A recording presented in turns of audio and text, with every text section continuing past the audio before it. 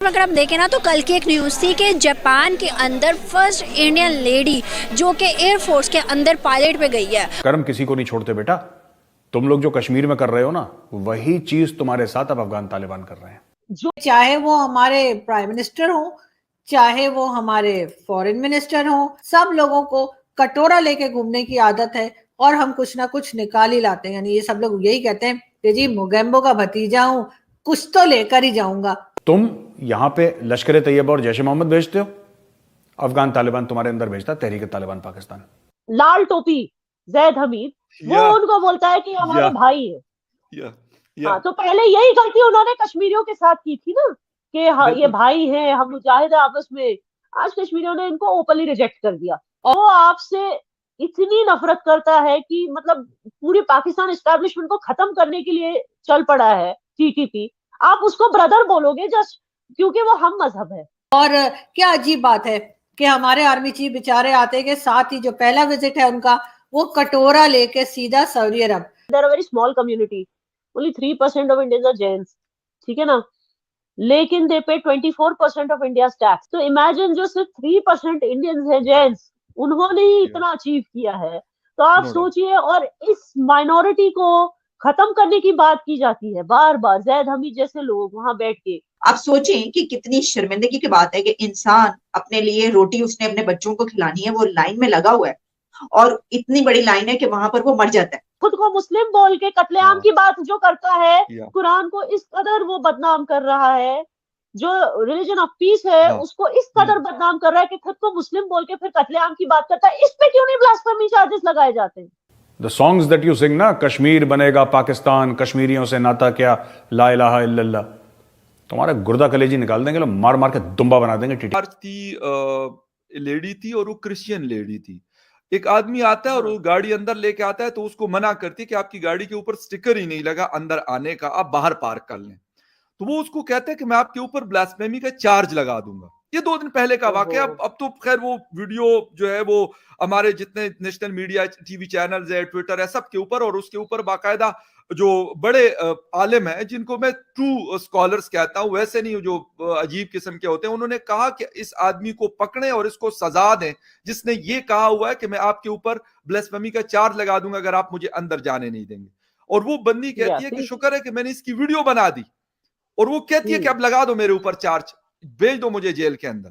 वो फिर माफिया मांग रहे नहीं, ये नहीं, ये हालत, ये कोई तरीका है कि आप गाड़ी आपके अंदर नहीं जाने दे रहे तो आप ब्लास्फेमी चार्जेस लगा दो।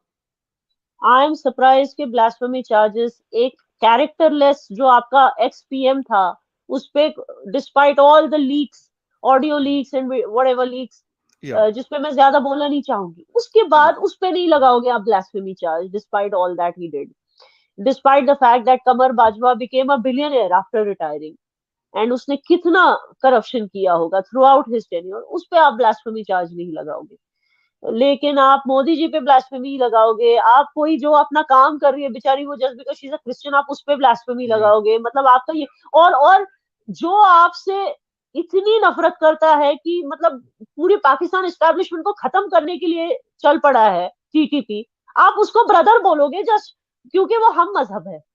मतलब जो रोज कत्ले आम जिन्होंने शुरू की है पाकिस्तान में, उनको वो लाल टोपी जैद हमीद वो उनको बोलता है कि हमारे भाई है। हाँ, तो पहले यही गलती उन्होंने कश्मीरियों के साथ की थी ना कि हाँ, ये भाई हैं, हम मुजाहिद हैं आपस में। आज कश्मीरियों ने इनको ओपनली रिजेक्ट कर दिया। अब अफगानिस्तान भी वही कर रहा है, openly reject. They have to understand. UAE ने भी तो रिजेक्ट ही कर लिया एक तरह से, उनको वीजा नहीं मिलती अभी यूएई जाने के लिए पाकिस्तानियों को। सो जब they are getting rejected not just by Hindus, not just by non-Muslims, they are getting rejected by Muslims also, and they should understand कि बस हम मजहब होने की वजह से आपको कोई अपनाएगा नहीं। एक आपको एक लेवल, आपको एक एग्जाम्पल सेट करना पड़ेगा ह्यूमैनिटी का, कुछ दुनिया में कंट्रीब्यूट करना पड़ेगा, तब जाके आपको लोग एक्सेप्ट करेंगे, चाहे वो जो हर तरफ फोन कर रहे हैं। प्राइम मिनिस्टर ने कॉल की है प्रेसिडेंट शी को, आर्मी चीफ गए हुए हैं सऊदी अरेबिया। हो चाहे वो हिंदूज हो या मुस्लिम्स हो, वो क्रिश्चियन हो, कोई भी मजहब के वाले हो। अभी कुछ दिन पहले यकीन करें यूएई में मैं देख रहा था, और मैं वापस आके कुछ दोस्तों के साथ बात भी कर रहा था, बल्कि वहां पे कुछ पाकिस्तानी दोस्त साथ थे, तो उनको भी कह रहा था मैं कि यार मेजॉरिटी मुझे नेपाल के लोग नजर आए, मेजॉरिटी मुझे हिंदुस्तान के लोग नजर आए, काफी सारे, मतलब हर जगह पे होते थे। पाकिस्तानी भी थे, लेकिन पाकिस्तानी शायद इतने ज्यादा मुझे नजर नहीं आया वहां पर। एज ए वर्कर की मैं बात कर रहा हूं। तो मैंने कहा यार क्यों एक हिंदुस्तानी को अगर लोग रख रहे हैं तो कोई वजह होगी, उन्होंने अपना कोई बैकग्राउंड अच्छा सेट किया हुआ है। किसी नेपाल वाले को रख रहे हैं तो उसने सेट किया हुआ है कि हाँ यार ये लोग बड़े मेहनती होते हैं। ये बांग्लादेश वालों को रखा हुआ है तो कहते हैं यार ये बड़े हॉनेस्ट होते हैं।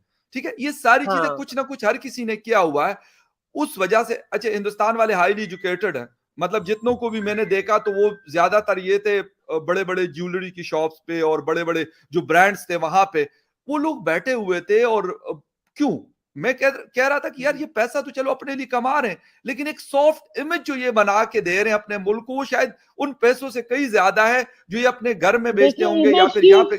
जी इमेज की मैं अगर बात मैं इमेज की अगर हम बात करें तो एक बहुत ही फैंटास्टिक चीज मैं आपको बताऊंगी। सिर्फ जैन्स का आप ले लीजिए, there are very small community, only 3% of Indians are Jains, ठीक है ना, लेकिन they pay 24% of India tax. Okay, and they are the richest, सबसे ज्यादा चैरिटी भी यही करते हैं, सबसे ज्यादा बिल्कुल। टैक्स भी यही देते हैं, और ग्लोबली सबसे ज्यादा जो जिनके पास प्रॉपर्टी है वो यही लोग हैं, जैन्स। तो इमेजिन जो सिर्फ 3% इंडियंस है जैन्स, उन्होंने ही इतना अचीव किया है। तो आप नो डाउट। सोचिए, और इस माइनॉरिटी को खत्म करने की बात की जाती है बार बार। जैद हमीद जैसे लोग वहां बैठ के बोलते हैं कि हिंदू खुश पे एक एक हिंदू को मारना चाहिए। हाँ, वो मैं कल आप कहीं मैं भी देख रहा था कोई वीडियो, मैं तो यकीन करे मेरा दिमाग घूम गया कि यार ये किस किस्म की बातें कर रहा है ये आदमी। क्या आप किसी जीने का हक नहीं छीन सकते? वो बेशक कोई भी मुझे मजहब है, बताइए, आपका इस कोई भी पे मजहब। ब्लास्फेमी, इस पे क्यों नहीं ब्लास्फेमी करते? एक खुद को मुस्लिम बोल के कत्लेआम हाँ, की बात जो करता है, या कुरान को इस कदर वो बदनाम कर रहा है, जो रिलीजन ऑफ पीस है हाँ। उसको इस कदर बदनाम कर रहा है कि खुद को मुस्लिम बोल के फिर कत्लेआम की बात करता है। इस पे क्यों नहीं ब्लास्फेमी चार्जेस लगाए जाते हैं?